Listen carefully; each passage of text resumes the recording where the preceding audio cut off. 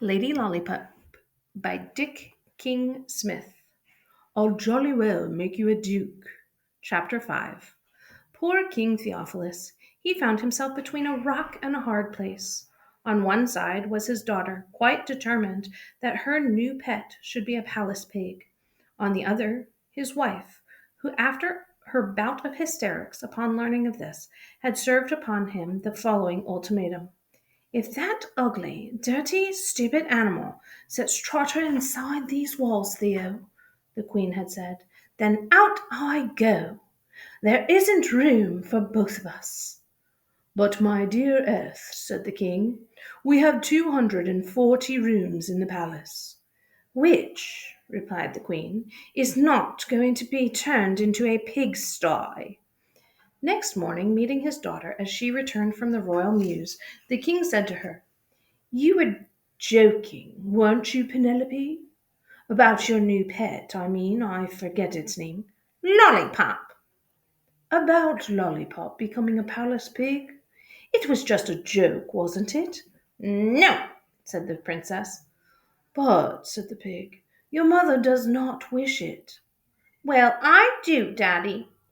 But, the king said, it'll make messes everywhere. No, it won't, said the princess. I'm having it palace trained. By that boy, you'd mean? I forget his name. Johnny Skinner. I have just given him orders about it. Lollipop should be soon be able to leave the stall and live with us. But Penelope, said the king, if she does, your mother has said she will leave us. You must tell her not to, then, said the Princess Penelope. After all, Daddy, your word is law. She smiled sweetly. I always do everything you tell me, don't I? She said. King Theophilus took a deep breath. Well, darling, he said, I am telling you now. You cannot bring that pig into this palace. He waited nervously for the outburst that must surely follow. Would she go into a terrible sulk? Would she shout and yell at him? Would she throw things? Once in a fury she had kicked his shins. He drew back a pace or two, but to his surprise the princess only gave him another sweet smile. Didn't you hear what I said? Asked the king. Yes, said the princess, but I'm not going to take a blind bit of notice of it. And off she went. The king shut himself into his study. What am I to do? He said out loud. Why must the child be so unreasonable? Who is there who might make her see sense? Wait, though. What about that boy? Suppose I told him I didn't want the pig to be in the palace trained. He'd be bound to do what I told him, wouldn't he? So he sent for Johnny Skinner.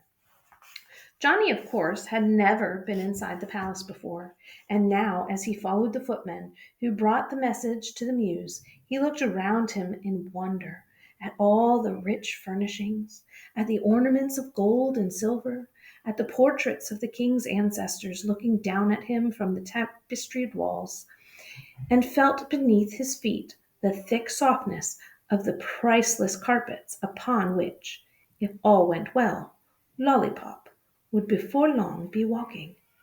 Come in, cried the king in a hearty voice, when the footman opened the door. Sit down, Johnny, my boy. Make yourself comfortable. How are you? Well, I hope. Yes, sir, said Johnny. And your pig? She is well, sir, said Johnny, but she is not my pig any more. No, of course not. Quite so, said the king. But though you're no longer her owner, you are nevertheless her trainer, are you not? Yes. You teach her things, don't you? Yes, sir, replied Johnny. I'm teaching her some things new now. What? I'm house training her. Palace training, you mean? Said the king. Yes. Are you telling me that you'll be able to teach her to never, uh, er, um, to never do any of those things indoors? Yes, sir. Like a well-trained dog, you mean? Johnny nodded. If he really can do that, thought the king, then Eth won't have anything to complain about. Maybe Penelope will get her own way after all, like she always does. Johnny, said the king, tell me honestly, Would you say that my daughter is a bit spoiled? No. Oh, what would you say then? That she is a very spoiled indeed. She needs to be taught to think more about other people and less about herself. Dead right, thought the king.